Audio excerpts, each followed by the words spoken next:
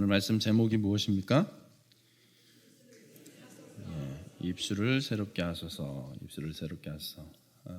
오늘 설교를 들어보면 우리 앞에 이제 기관장 또 그리고 우리 헵시바 하나님 앞에 귀한 찬양을 올렸는데 그 시간이 얼마나 귀한 건지를 새삼 또 다시 한번 또 발견하게 될 줄로 믿습니다. 우리 2025년 또 한 해를 또 기관을 맡아서 또 앞장서서 섬겨가시는 우리 기관장님들 그 자리에 서 계셔서 너무나 감사하고 또 그 무거운 그 책임을 또 하나님 앞에서 이렇게 예배함으로 또 순종해 나가는 그 모습 속에 하나님께서 능히 감당할 은혜와 능력, 지혜 주실 줄로 믿습니다. 네. 인생에는 지우개가 없다는 말이 있습니다. 무슨 뜻일까요? 지우개는 뭡니까? 지우개는 잘못 쓰면은 지울 수 있는 거예요. 그죠? 다시 고칠 수가 있다는 것이죠. 근데 인생에는 지우개가 없대요. 인생은 뭘 잘못했다고 해서 다시 돌이키기가 쉽지 않다는 것이죠. 그만큼 인생은 한 번 지나가면 돌이킬 수 없기 때문에 한 번 이 살아가는 데 있어서 아주 신중하게 또 조심스럽게 또 잘 살아내야 되는 것이 참 중요하다고 합니다. 2025년 기관장은 인생에 딱 한 번뿐입니다. 100년을 살아도 1000년을 살아도 2025년 기관장은 딱 한 번입니다. 그렇기 때문에 그 중요한 의미를 또 잘 받들어서 보람되게 또 아름답게 잘 섬겨주시길 주님의 이름으로 축복합니다. 이런 기사가 있었습니다. 예전에 아프리카에서 비행기가 이제 이륙하려고 하는데 시간이 지났는데도 이륙을 하지 못하는 거예요. 그래서 한참 시간이 지났어요. 그리고 이제 기내 그 안내 방송에 나왔습니다. 기체 안에 비행기 안에 작은 생쥐 한 마리가 발견됐다는 거예요. 근데 잡지를 못했다는 거예요. 그래서 몇 시간 동안 그 생쥐를 잡아내느라고 비행기가 결국에 이륙하지 못하고 이렇게 지연이 됐다라는 방송이 있었습니다. 그 관련 기사를 보면서 비행기 여러분 얼마나 큽니까? 그렇게 큰 비행기가 그렇게 모든 첨단 장비가 집약되어 있는 그것이 생쥐 조그마한 그 생쥐 한 마리 때문에 이륙하지 못하는 작은 거 하나 때문에 그 크고 그 어마어마한 것이 꼼짝도 하지 못하는 거 작은 거 하나 때문에 거대한 것이 한순간에 무너질 수도 있다라는 거 그것을 좀 생각하게 됐습니다. 여러분 작은 것 때문에 우리의 인생이 소중한 인생이 자칫하는 순간 무너질 수도 있습니다. 왜 무너질까요? 상대방이 아무 생각 없이 내뱉은 말 한마디 때문에 그 한마디 때문에 또 인생이 주저앉는 분들 멈추는 분들이 생각보다 많이 있더라는 것입니다. 여러분 오늘 설교는 그래서 이 말에 대해서 우리가 생각을 하는 시간을 좀 가지려고 합니다. 말에 대해서 여러분 수없이 강조되는 말씀을 많이 들었습니다. 그래서 새삼스럽게 강조되어지는 거, 새롭게 강조되어지는 거라기보다는 우리가 이것이 그렇게 자주 반복되는 주제가 될 정도로 그만큼 중요한 것이구나라는 것을 생각하셨으면 좋겠고, 특별히 오늘 기관장 헌신 예배를 생각하면서 리더란 어떻게 보면은 또 말을 하는 사람이에요. 또 리더의 말 한마디는 그냥 일반 회원들의 말 한마디랑은 그 무게감이 훨씬 다를 수밖에 없습니다. 그래서 우리 리더들에게 기관장들에게 하나님께서 말의 은사를 말의 권세를 주시길 주님의 이름으로 축복합니다. 오늘 우리가 읽었던 이 말씀의 어떤 배경은 유다라는 나라에 우시야라는 왕이 있었죠. 이 왕이 아주 그래도 제법 오랫동안 이 나라를 태평성대로 잘 이끌었던 왕이에요. 그런 왕이 이제 죽게 되는 시점입니다. 그때에 이사야가 이 나라의 선지자로 있었습니다. 이사야는 선지자이면서도 특별히 이제 왕족 중에 하나였기 때문에 또 정치인으로서도 활동을 했습니다. 그래서 이사야가 이 우시야 왕을 의지하는 면이 많았죠. 의지하면서 왕의 어떤 정치, 나라의 국정 운영을 잘 이끌었는데 그런데 이제 그 의지했던 왕이 죽게 되면서 이사야를 비롯한 많은 국무위원들이 이제 또 긴장하고 걱정하는 상황 가운데 있었습니다. 그때 이사야에게 하나님께서 아주 특별한 또 체험을 하게 하십니다. 이사야가 하나님의 성전에 들어갔을 때에 세 가지의 체험을 하게 됩니다. 요약하면 첫 번째로 이사야가 하나님의 영광을 봅니다. 하나님의 영광으로 충만한 그 성전을 보게 되는 것입니다. 두 번째로 이사야가 본 체험은 하나님의 영광을 보는 동시에 자기 자신을 보는 거예요. 자기 형편을 보는 거예요. 그러면서 뭐라고 얘기합니까? 나는 부정한 사람이라고 이야기합니다. 나는 부정한 사람, 거룩하신 하나님 앞에서 나는 살아남을 수 없는 죄인이라는 것을 깨닫고 인정하는 그런 특별한 체험을 합니다. 그리고 세 번째로는 그가 사명을 보게 됩니다. 난 앞으로 무엇을 위해서 살아야 되는가? 하나님을 만나고 보니까 내가 이제 앞으로 무엇을 해야 할 것인가에 대한 그 소명을 받게 된다라는 것입니다. 5절 말씀에 한번 그런 부분들을 한번 읽어보도록 하겠습니다. 5절 시작.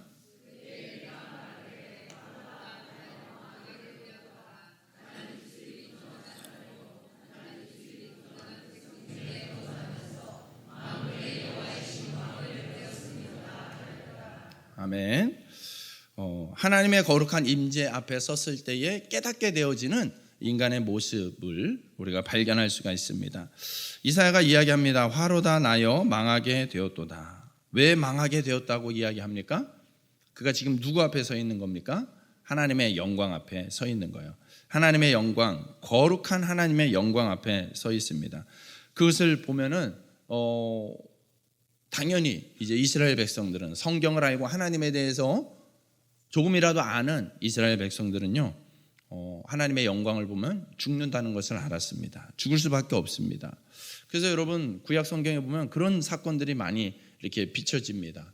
모세가 출애굽기에서 그 광야에서 하나님의 임재를 경험하였을 때 백성들이 그거를 보면서요, 와 부럽다가 아니라 와 죽을까봐 두렵다 이렇게 벌벌 떨었습니다.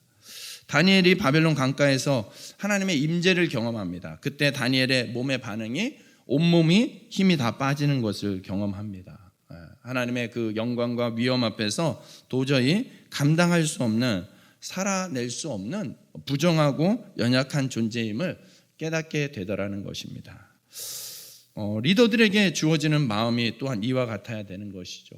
앞선 자리에 있다는 것은 어떤 권위가 주어지는 거예요. 권세가 주어지는 거예요. 특별한 권한이 주어지는 것이죠.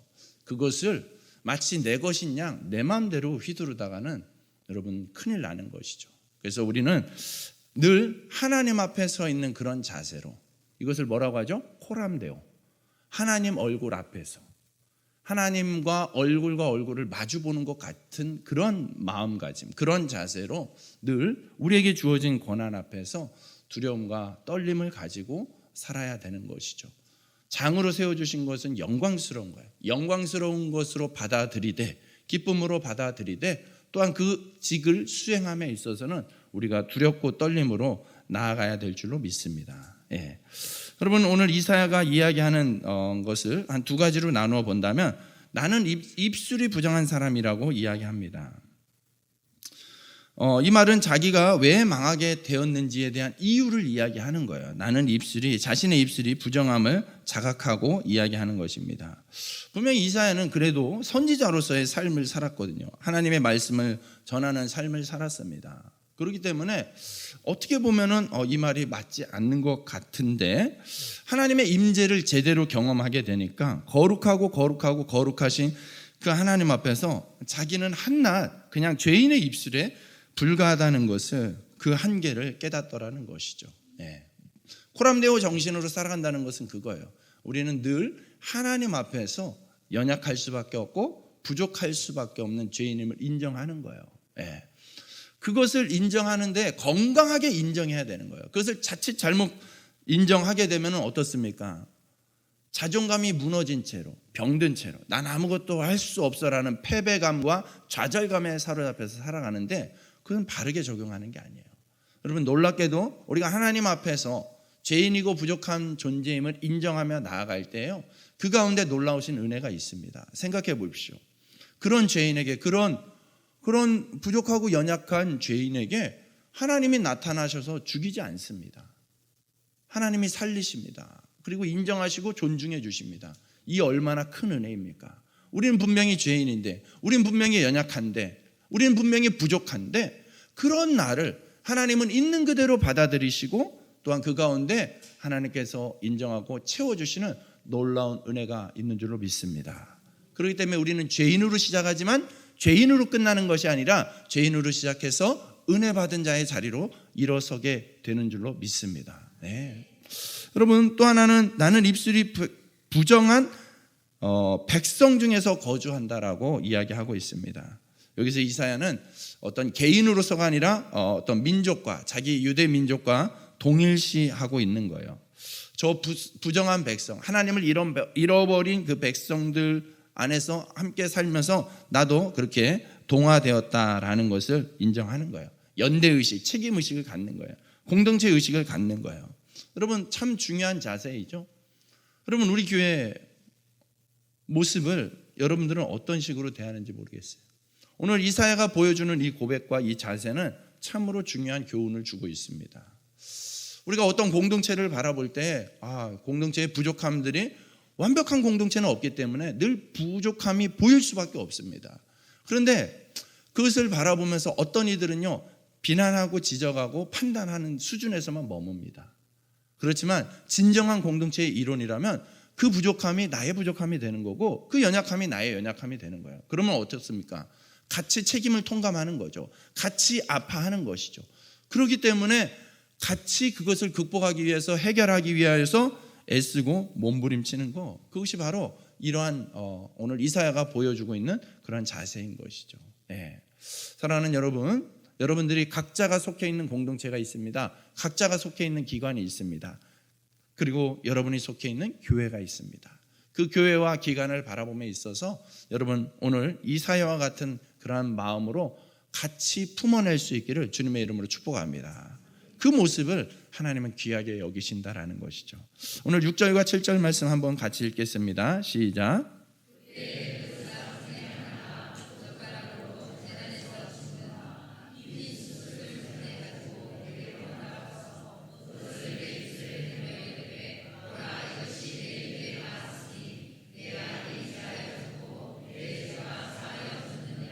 아멘. 여러분, 놀랍죠? 그렇게 죄인인 거, 그렇게 부족한 거, 그렇게 연약한 거 인정하고 나아가면은 그래, 너 이 녀석 잘 됐다, 너 이런 거 잘못했지, 혼내시기보다는 그것을 용서하시고 사해 주시는 거예요. 그게 우리가 하나님을 믿는 결정적인 이유죠. 하나님을 인정하고 따르는 것이 곧 우리에게 있어서 축복이다라고 말할 수 있는 결정적인 이유죠. 하나님은 부족하고 연약한 우리를 향하여서 한량없는 은혜를 베풀어 주시고 무한정의 용서를 베풀어 주시는 분인 줄로 믿습니다. 여러분, 제단은 죽음을 말하는 거예요. 재물이 거기서 타 죽지 않습니까? 내 입술이 이제 죽어버렸다, 불로 지져버렸다라는 뜻이에요. 죽었다는 것은 곧 속죄의 징표를 나타내는 것이죠. 그 죄된 모습은, 그 연약한 모습은 이제 죽었기 때문에 그런데 다시 새 생명을 얻었기 때문에 우리는 깨끗한 새로운 존재로, 새로운 피조물로 다시 태어나게 된 줄로 믿습니다. 이사야의 모습을 통해서 우리에게 주는 교훈이 있습니다. 누구든지 하나님의 영광 앞에 서면은 자기의 부정한 입술을 깨닫게 된다라는 거예요. 그것을 깨달은 데에서 그치지 않고 그것이 고쳐지더라는 거예요. 여러분, 특별히 우리가 눈여겨볼 것은 왜 입술이라고 이야기했을까? 범죄하는 것들이 얼마나 많은데요. 내 마음도 그렇죠, 생각도 그렇죠, 손과 발도 얼마든지 범죄하지 않습니까? 더러워질 수 있지 않습니까? 근데 입술을 이야기하는 것입니다. 여러분, 중요한 것은 이 입에서 나오는 이 말이 정말 결코 가볍지 않다라는 거예요. 어찌 보면요, 이 말을 통해서 우리의 영혼이, 우리의 인생이 결정되어지고 좌지우지 된다라는 고 말할 정도로 이 영향력은 아주 강력하고 절대적입니다. 자기가 하는 말 때문에 사람의 인생이 달라질 수 있다라는 그런 어느 한쪽의 연구 자료도 발표된 적이 있습니다. 여러분, 똑같은 말을 가장 많이 하는 직업 가운데 하나가 뭘까요? 목사 아닙니다. 목사 번번이 설교 다르게 준비합니다. 네. 똑같은 말을 가장 많이 하는 사람 중에 하나가 가수예요. 가수. 생각해 보세요. 여러분, 가수가요, 노래 한 곡 이렇게 발표할 때까지 얼마나 많은 연습을 하는지 몰라요. 최소 몇천 번이에요. 상상을 초월합니다. 최소 몇천 번이요. 근데 그렇게 발표한 노래가 히트를 쳤다. 그러면 그 노래 몇만 번을 부르는 거예요. 몇만 번을. 예.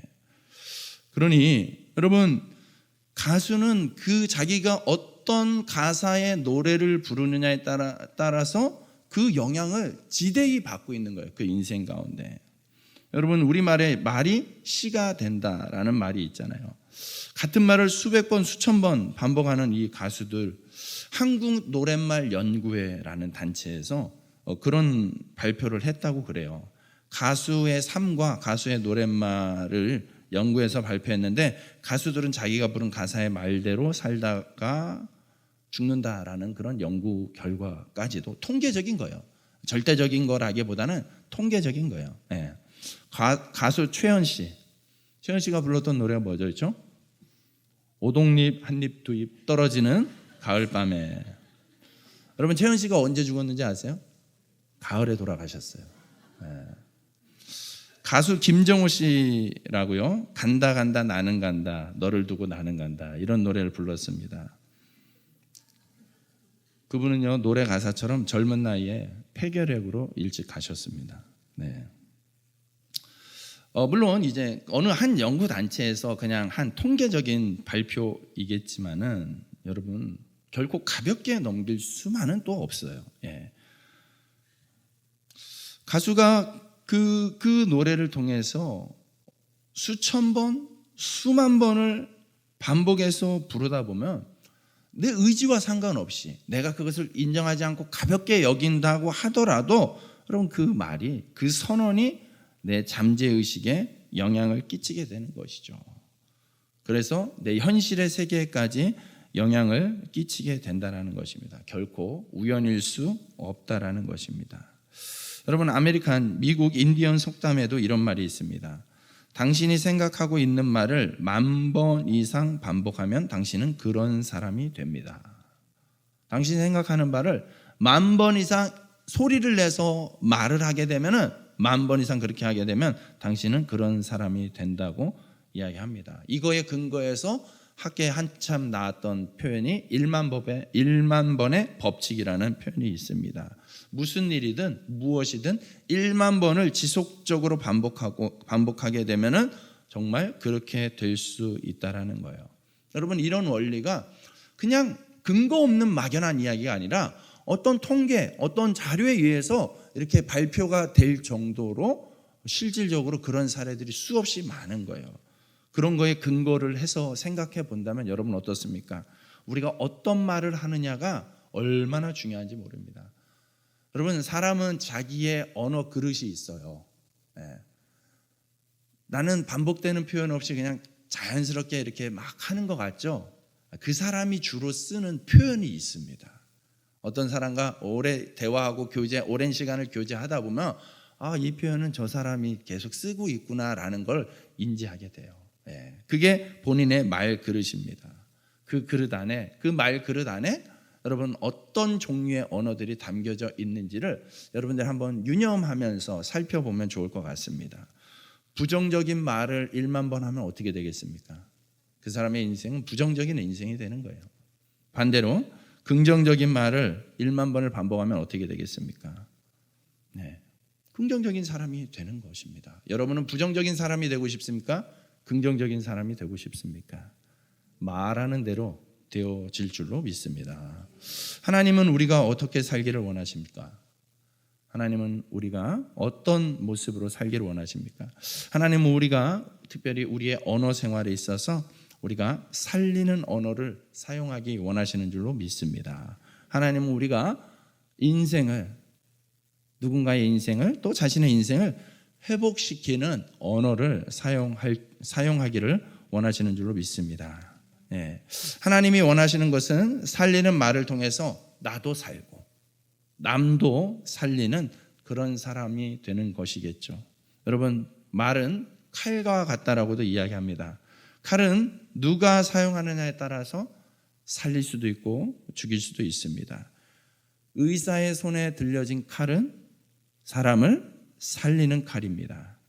강도의 손에 들려진 칼은 사람을 죽이는 칼이죠.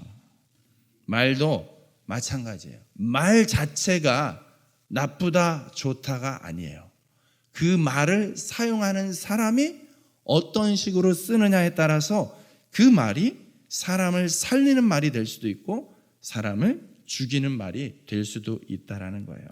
여러분, 이와 같은 원리가 분명히 있을 때 성경에서 이렇게 언어에 대해서 강조하고 중요하게 여기고 있다라면 여러분, 우리의 말그릇이, 말 모양이 어떻게 변해야 될까요?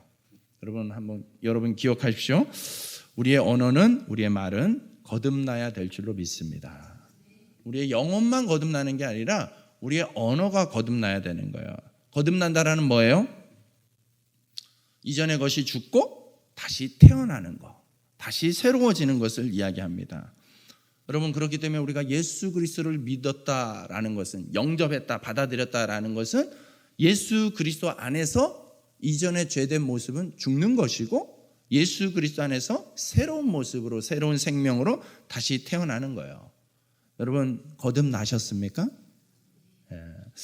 지금 거듭남을 고백하는 타이밍을 이제 눈을 감고 계셔서 타이밍을 놓치는 분들이 계신데 다시 한번 기회를 드리겠습니다. 여러분, 거듭나셨습니까?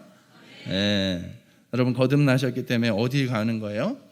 천국에 가는 걸 확신하십니까? 네. 여러분이 거듭났을 때 영혼만 거듭납니까? 여러분, 거듭나는 영역이 여러분의 영혼만 거듭나는지를 여쭤보는 것이에요. 여러분, 거듭났다라는 것은 우리의 전 인격이 거듭나는 것이죠. 할렐루야. 우리의 전 인격, 그 안에는 성품이 있습니다. 그 안엔 태도가 있습니다. 그 안엔 인격이 있습니다. 그 안엔 마땅히 우리의 언어도 있습니다. 여러분의 언어가 거듭났기를 주님의 이름으로 축복합니다. 거듭난 언어는 살리는 언어입니다. 예수를 믿었는데도 여전히 이전의 언어를 쓰고 있다면, 이전의 단어를 쓰고 있다면 여러분, 문제의식이 없는 거예요. 이런 거는 뭐 무관한 거 아닌가, 그런 거듭남과 상관없는 거 아닌가 라는 식으로 덮고 살아가고 있기 때문에 그렇습니다. 오늘 말씀을 통해서 다시 한번 권면합니다. 그렇지 않습니다. 우리의 언어도 거듭나야 됩니다. 언어가 변화되어야지 진정한 거듭남의 삶을 살아가게 되는 줄로 믿습니다. 우리는 예수 그리스도 안에서 모든 이전에 부패한 것들이 다 십자가에 못 박혀 죽었습니다. 우리가 찬양 가운데 고백합니다. 나의 입술의 모든 말과 나의 마음의 묵상이 주께 연락되기를 원하는 줄로 믿습니다. 그럼 주께 드려지는 게 헌금만 드리는 게 아니에요. 예배만 드리는 게 아니에요. 나의 입술의 모든 말이에요. 나의 입술의 모든 말이 주께 올려짐으로 이 언어의 삶이 새로워지는 역사가 우리 안에 나타나야 될 줄로 믿습니다. 여러분, 언어가 변함으로 삶이 달라질 수 있다라는 거. 그렇기 때문에 언어 안에 여러분 어떤 말을 해야 될지 어떤 말을 하지 말아야 될지에 대해서 우리가 적용하는 식으로 생각을 해보시면 좋겠어요. 어떤 말을 해서는 안 될까요? 여러분, 그 기준과 원리를 잘 이렇게 분별하시면 돼요. 하나하나의 일례를 들기는 어렵죠, 그죠? 그렇지만 그 원리 가운데 생각해 볼 때 여러분, 우리가 금해야 되는, 우리의 입술에서 사라져야 되는 언어가 무엇입니까? 죽이는 말, 상대방을 죽이는 말을 피해야 될 줄로 믿습니다. 죽이는 말에는 두 가지가 있어요. 자기를 죽이는 말이 있고요, 상대방을 죽이는 말이 있습니다. 여러분, 자기를 죽이는 말, 어떤 말들이 있을까요? 자기를 향해서 자꾸 자책하는 거예요. 또 자기 안에서 자꾸 원망과 불평의 말을 하는 거예요. 여러분, 원망과 불평의 말을 너무 쉽게 생각하면 안 됩니다. 성경에 보면은요, 원망과 불평의 말을 마음껏 쏟아내다가 인생 끝난 사람들이 많습니다. 이스라엘 백성들이 출애굽하여서 가나안 땅을 향해서 갈 때에 그들이 가데스 바네아라는 곳에서 잠시 머무르면서 12 정탐꾼을 가나안 땅에 보냈습니다. 그 정탐꾼이 40일 동안 정탐하고 돌아와서 그 땅에 대해서 보고를 할 때에 부정적인 말로 보고를 합니다. 저 땅은 우리를 삼킬 것입니다. 저들에 비하면 우리는 메뚜기와 같습니다. 우리는 게임도 안 됩니다. 다시 돌아가야 됩니다. 이건 잘못된 선택입니다. 그랬을 때에 하나님께서 이 원망하는 자들을 향해서 어떻게 말씀하시는지 민수기 14장 28절 말씀 같이 한번 읽겠습니다. 시작.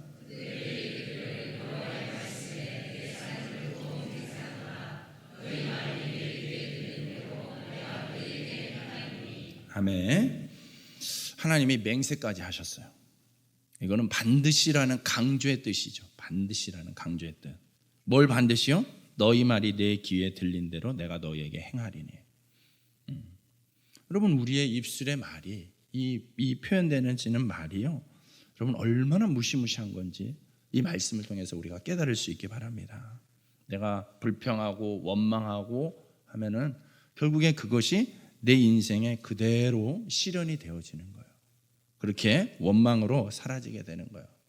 여러분, 그렇게 되어진다라는 것에 대해서 분명한 인식이 있다면 여러분, 우리가 원망과 불평의 말이 아닌 감사의 말로써 우리의 삶을 더 건강하게 하고 부욕케 하고 살리는 그런 말로 채워져야 될 줄로 믿습니다. 나를 죽이는 말뿐만 아니라 상대방을 죽이는 말도 있습니다. 상대방을 죽이는 말을 우리 입술에서 제거해야 됩니다. 찌르고 상처 주는 말이 상대방을 죽이게 됩니다. 험담하고 헐뜯는 말이 상대방을 죽이게 됩니다. 잠언에 보면은 그 언어에 대해서 참 많이 언급을 하고 있습니다. 잠언 18장 8절 말씀 한 번 더 같이 읽겠습니다. 시작.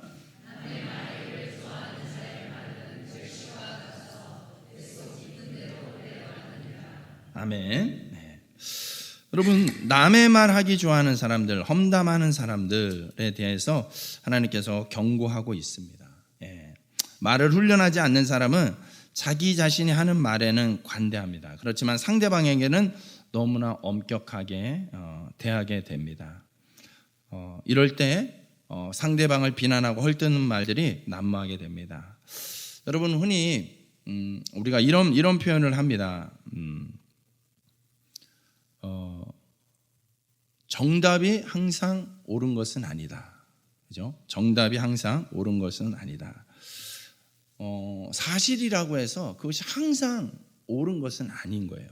예, 어떤 분들 그러죠. 난 거짓말은 못해. 난 원래 이래. 나는 원래 이렇게 성격이 솔직해. 그런 식으로 해가지고 상대방을 전혀 배려하지 않고 사실이라는 이름으로 상대방의 심장에 비수를 꽂는 듯한 그런 말. 예. 여러분, 이런 것들에 대해서 오늘 성경에서는 경고하고 있습니다. 예. 여러분, 우리의 입술이 새롭게 거듭나기를 주님의 이름으로 축복합니다. 그러므로 여러분, 우리가 이 시간에 결단하셔야 돼요. 소원하셔야 돼요. 나를 살리고 다른 사람을 살리는 언어가 우리의 입술 안에 채워질 수 있기를 여러분 간절히 소원하고 축복받기를 원합니다. 무엇이 살리는 말입니까? 믿음의 말이 살리는 말이 되는 줄로 믿습니다. 믿음의 말, 믿음의 고백이 여러분 우리 믿는 자들, 신앙인들에게 살리는 말이 되는 것입니다. 믿음의 말을 하는 경우, 그래서 그 말 때문에 우리의 일상에서 하나님의 기적을 경험할 수 있게 되는 것이죠. 여러분, 우리가 믿음을 담아서 건네는 말 한마디가 영혼도 살리고 기적도 일으키는 힘이 있는 줄로 믿습니다. 할 수 있거든요. 무슨 말이냐? 믿는 자에게 능치 못함이 없느니라. 이 말씀이 여러분 입술 안에 장착되어 있다면 여러분 정말 웬만한 어려움 속에서, 웬만한 장애물 앞에서 여러분 주저앉기보다는 돌파해 나가는 힘이 있지 않겠습니까? 그런 돌파의 은혜가 여러분들에게 가득하기를 축복합니다. 여러분, 부드러운 말이 사람을 살립니다. 가시 돋친 말이 아니라 부드러운 말이 사람에게 감동을 주죠. 사람을 감동시키는 말은 과격한 말이 아닙니다. 유순한 말입니다. 잠언 15장 1절 말씀 한번 같이 읽습니다. 시작.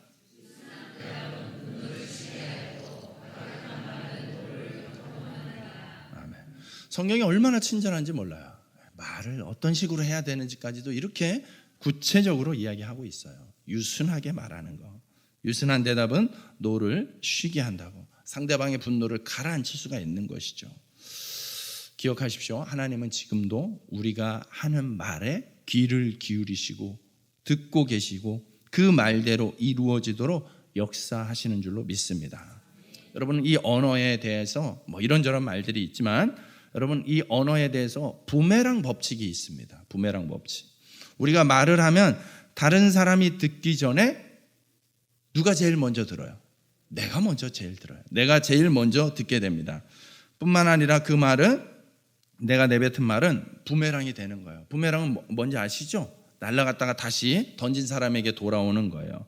입에서 나간 말이 이웃에게 영향을 미칠 뿐만 아니라 결국 자신에게 돌아와서 자신에게 동일한 영향을 미치게 된다는 거예요. 이게 바로 언어가 가지고 있는 놀라운 힘이에요. 여러분, 책 중에 수필집 중에 이기주라는 작가가 쓴 언어의 온도라는 책이 있습니다. 책 제목이 참 멋있지 않습니까? 언어의 온도. 말에 온도가 있다라는 거예요. 어떤 사람의 말은 따뜻합니다. 어떤 사람의 말은 차갑습니다. 여러분의 언어의 온도는 몇 도쯤 되는지 그 책에서 묻고 있더라고요. 여러분 한번 생각해 보십시오. 내가 주로 쓰는 표현과 내가 주로 쓰는 그 말 습관 가운데 내 말의 온도는 몇 도나 될 것인가. 그러면서 이런 내용을 적고 있습니다. 어제 노트북을 켜고 사람을 입력하려다 실수로 삶을 쳤다. 사람을 입력하려다가 이 컴퓨터 자판에 실수로 삶이라고 썼다는 거예요. 그러고 보니 사람에서 슬며시 받침을 바꾸면 사랑이 된다. 사람에서 은밀하게 모음을 빼면 삶이 된다. 세 단어가 닮아서일까? 사랑에 얽매이지 않고 살아가는 사람도 사랑이 끼어들지 않는 삶도 없는 듯하다. 네, 여러분, 약간의 울림이 되는 그런 표현입니다. 우리의 말이 정말 한 끗 차이예요. 그냥 받침 하나 차이, 모음 하나 차이예요. 그런데 그 말이 어느 때는 따뜻한 게 상대방을 포용하고 살리는 말이 될 수 있는데 어느 때는 그 말 한마디, 그 단어 하나가 상대방의 가슴에 상처를 내고 비수를 꽂고 상대방을 죽이게 되는 그런 말이 된다라는 거예요. 여러분, 우리가 예수 그리스도로 인하여서 우리의 삶이 변화되었다면, 이전의 모든 것이 지나가고 새 것이 되었다면 우리의 언어도 이제는 새로워져야 됩니다. 내가 그동안은 이런 부분까지 구체적으로 생각하지 못하고 미처 생각하지 못해서 그냥 나에게 익숙한 대로 습관대로 해오던 대로 그냥 내가 편한 대로 그런 표현들을 마구잡이로 했다면 오늘 이 시간 이 말씀을 들었으니 여러분 이 말씀을 조금이라도 적용하고 실천해 볼 수 있기 바랍니다. 그래서 진정한 거듭나 우리의 언어까지도 거듭나는 은혜가 역사가 있기를 주님의 이름으로 축복합니다. 그래서 여러분 기독교인들 오늘 오전에도 나누었지만 우리 하나님의 사람들에게 주어지는 공통된 사명은 하나님의 나라를 확장시켜 나가는 거예요. 확장되어져 가야 되는 거예요. 여러분이 그 살리는 모습, 나만 살 것이 아니라 남도 살리는 그 언어가 확장되어지고 확장되어져서 여러분을 통하여 저와 여러분들의 그 또 한 주간의 삶을 통하여서 이 하나님의 나라가 실현되어지는 언어의 변화를 통하여 살리는 언어, 따뜻한 언어의 변화를 통하여서 하나님 나라가 확장되어지는 놀라운 역사가 있게 되기를 주님의 이름으로 축복합니다.